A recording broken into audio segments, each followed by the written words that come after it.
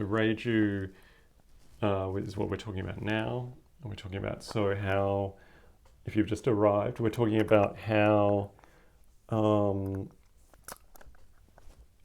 this Japanese system of Reiki can help us connect with the animate, connect with the land as the living. So Reiju is means spiritual gift or blessing, and Reiju is practiced in many ways in Japan, many different ways. But in the Japanese system of Reiki, we have, well, there's probably a few different Reiju methods in the Japanese lineages.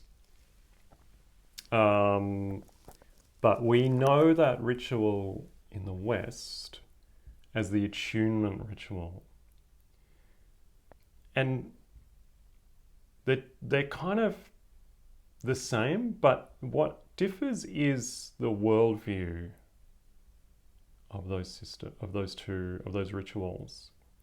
When we say attunement, it's like we're getting tuned into something.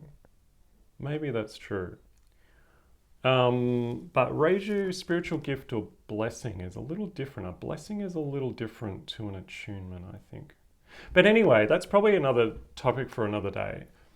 What I'm talking about is how Reiju helped me. So when you're learning to perform Reiju, which is something you do as a level 3 practitioner, what you might call master, or if you want to teach as well. And Reiju, at least in the Japanese lineage Japanese researched lineage that I've learned through Bronwyn Logan and Franz Steiner, you learn to project your own consciousness.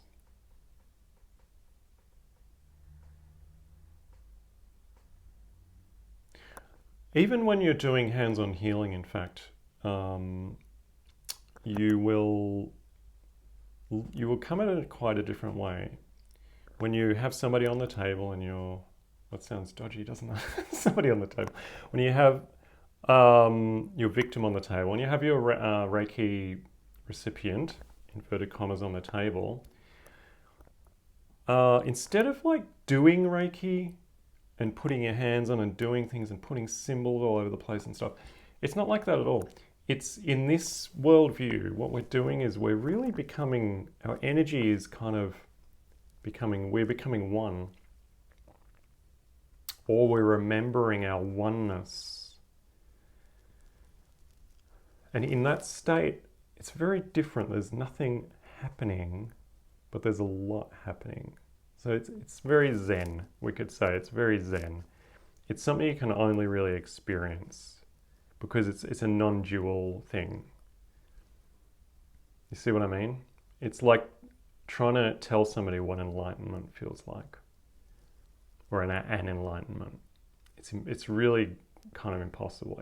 You can relate it through poetry and things like that. But so anyway, so Reiju is the ritual, the practice of a blessing, doing a blessing. And so in that, we remember our oneness. The practitioner of Reiju remembers their own oneness with everything. That's central to it. And then performs it, maybe practices it with things like pot plants or or the space on a chair or another person. And in that space is our interconnectedness. So it's coming to a very clear realization of our innate interconnectedness with everything. And that's crucial to engaging with the animistic, to being with the living universe, because that's how our consciousness works. That's how we work our consciousness with a rock or a tree, with respect to them, with respect. And I'm just going to say, like, I'm like not years, like decades into this. So there may be things that I'm doing that I will look back and go, ooh, you should have done that differently. And for any transgressions that I make, I wish to make amends for those at some point. Because undoubtedly I'm making mistakes. But anyway, that's an aside. This practice of Reiju helps us connect with the land. So that's another example. There's more examples in there, but this system is really actually about, like, if you look at where Reiki comes from, the Shinto culture in Japan is an animistic culture.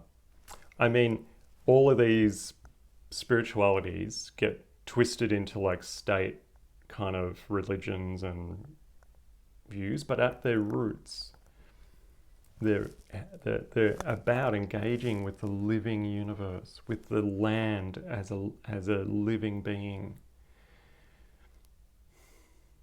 Think about that. I'm running 2 groups online and in person in Melbourne at different times and locations over the next 3 months. They're called Welcome to Reiki, where we can talk about what Reiki is all about, and you can ask questions and I can answer them to the best of my ability, and we can experience Reiki, which is the bestest part of the whole thing. And then the other group is called Reiki Gateway to the Animistic, of course. And in that group, we will talk a little more in depth about how we can, my own journey of coming into connection with the land to the extent that I have, and how I've worked with Reiki to do that, and how you could do the same. And if you have some stories to share, I would love to hear them. So that's great. I also run a group called Becoming the Land, and this group is about story and ritual and story. So it's a space where we each can share our own experience, our own story of how we are desiring to connect with the land, with place, and how we are doing that, And it's a very nourishing and restorative container. People love it, and I would love to meet you there if that draws you. So check those out. I'll put the links below, and take care, wild-hearted being. Blessings on your way.